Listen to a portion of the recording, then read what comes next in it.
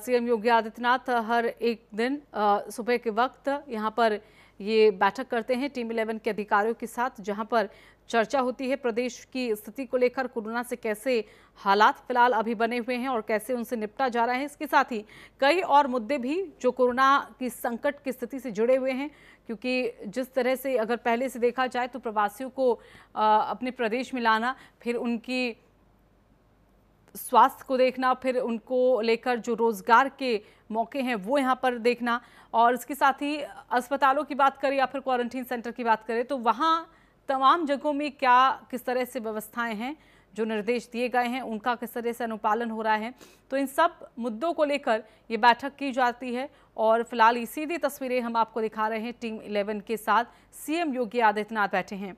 तो आज 48वां जन्मदिन भी है सीएम योगी आदित्यनाथ का, और इसी मौके पर उन्होंने यहाँ पर अब से कुछ ही देर पहले सीएम आवास पर पौधारोपण भी किया और बताया कि पर्यावरण कितना ज़रूरी है, उसका संरक्षण कितना ज़रूरी है एक मानव जाति के लिए।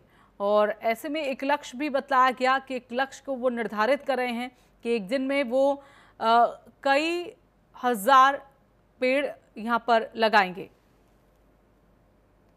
तो सीएम योगी आदित्यनाथ फिलहाल आप देख सकते हैं तस्वीरों में टीम 11 के अधिकारियों के साथ ये बैठक की जा रही है। पौधारोपण पहले किया, बहुत सादगी के साथ अपने जन्मदिन की शुरुआत की। हालांकि पिछले कुछ सालों को भी अगर देखा जाए तो हमेशा से ही उनकी कोशिश रहती है बिल्कुल सादगी से वो अपने जन्मदिन को मनाएं, कोई आयोजन यहाँ पर ना हो।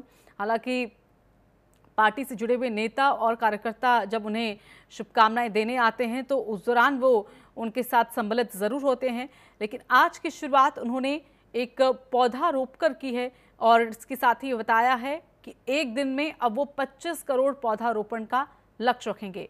नरेंद्र यादव फिलहाल हमारे साथ, हमारे सहयोगी ज्यादा जानकारी के लिए जुड़ गए हैं। नरेंद्र, आज का दिन खास इसलिए कि 48वां जन्मदिन है सीएम योगी का, लेकिन अपने जन्मदिन को इतर रखते हुए जो जिम्मेदारी वो रोज यहाँ पर निभा रहे हैं प्रदेश के लिए, प्रदेश के मुखिया के तौर पर उस जिम्मेदारी को निभाते हुए वो तस्वीरें हम देख रहे हैं। लेकिन आज क्या मुद्दा होने वाला है, आज क्या चर्चा खास रहेगी यहाँ पर? देखिए, सीएम योगी आदित्यनाथ जब टीम 11 के साथ बैठक करते हैं तो उसमें प्रदेश के हालात पर वो चर्चा करते हैं और जिस तरीके से परिस्थितियां बदलती हैं उसी तरीके से नई गाइडलाइंस और आवश्यक दिशा निर्देश भी जारी करते हैं। आज मुख्यमंत्री का जन्मदिन है जिस पर पीएम की तरफ से भी बधाइयां आई हैं और रक्षा मंत्री की तरफ से बधाइयां आई हैं। राजनाथ सिंह यहाँ से ही सांसद हैं, लखनऊ से ही हैं और लखनऊ से उनको लगाव भी काफी है। तो इस तरीके से देखा जाए तो आज का दिन योगी के लिए बहुत ही महत्वपूर्ण है। आज पर्यावरण दिवस भी मनाया जा रहा है, तो ऐसे में सीएम योगी आदित्यनाथ अपना रूटीन वर्क जरूर करते हैं। ये कार्यक्रम हुआ, पौधारोपण किए हैं, इसके बाद टीम 11 की बैठक जो चलेगी उसमें फोकस किया जाएगा कि जो कोरोना के संक्रमण तेजी से बढ़ रहा है, ऐसे में मरीजों की संख्या काफी बढ़ गई है। इसमें से बहुत से ऐसे मरीज हैं जो गंभीर हैं, जिनको वेंटिलेटर पर रखने की जरूरत है। तो वेंटिलेटर एक तरफ बढ़ाया जा रहा है, बेडों की संख्या बढ़ाई जा रही है, वहीं पे ट्रू नेट मशीन भी उत्तर प्रदेश में मंगाई जा रही है बड़ी संख्या में।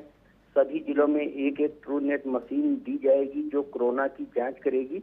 इसकी खासियत यह है कि 2 घंटे में इसकी जांच रिपोर्ट आ जाती है। अगर कोई गंभीर मरीज है और उसका इलाज करना है, कोरोना की जांच भी होनी है, तो 2 घंटे बाद रिजल्ट आ जाएगा। इसके लिए लगातार प्रयास किया जा रहा है। अगले सप्ताह में सभी जिलों में मशीन पहुंच सकती है, जिससे जांच को गति मिलेगी। और साथ ही 15 जून के बाद लक्ष्य रखा गया है कि 15,000 से ज्यादा प्रतिदिन जांच की जाए और जिससे जिनमें संक्रमण है उनकी पहचान की जा सके और उनका इलाज किया जा सके। तो बड़ी चुनौती तरफ रोजगार देने के लिए जो टीम है उनकी गठित की गई है, उसमें कई प्रमुख सचिव ऐसे हैं जिनके ऊपर जिम्मेदारी है कि जो मजदूर वापस आए हैं उनको रोजगार दिया जाए। साथ ही एक चुनौती और होगी आगे, किसानों के लिए बीज और रासायनिक खादों की उपलब्धता सुनिश्चित करवानी होगी, क्योंकि खरीफ की फसल की रोपाई भी होनी है, धान की, और बुआई भी होनी है। ऐसे में समग्र हालात को देखते हुए टीम 11 के साथ चर्चा करेंगे और उसके बाद आवश्यक दिशा निर्देश जारी किया जाएगा। जी बिल्कुल, तो हर एक पहलू है और हर एक पहलू पर चर्चा करते हुए विशेष ध्यान उनका दिया जाता है उनकी तरफ से कि ताकि एक भी चीज़ छूटे ना, जिससे प्रदेश की जनता को उसका खामियाजा यहाँ पर उठाना पड़े। और इसीलिए हर दिन देखते हैं कि हर एक दिन अलग अलग मुद्दा होता है और प्राथमिकता के साथ उस मुद्दे को उठाया जाता है। साथ ही उस मुद्दे को सामने रखने के बाद कुछ वक्त बाद एक फीडबैक भी यहाँ पर लिया जाता है।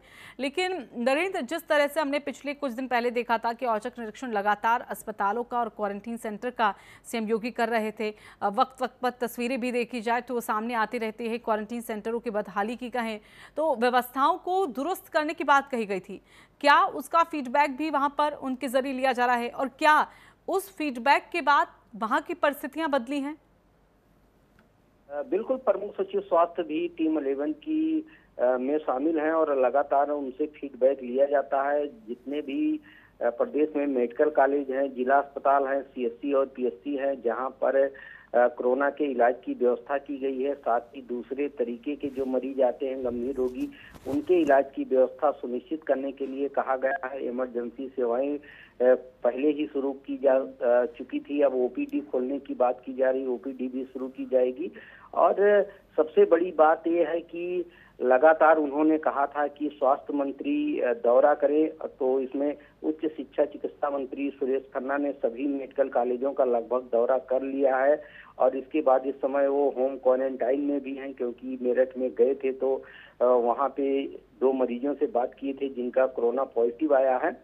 तो इस तरीके से देखा जाए तो लगातार इनके मंत्री और प्रमुख सचिव लगातार मॉनिटरिंग कर रहे हैं, मेडिकल कॉलेजों और अस्पतालों पर नजर बनाए हुए हैं।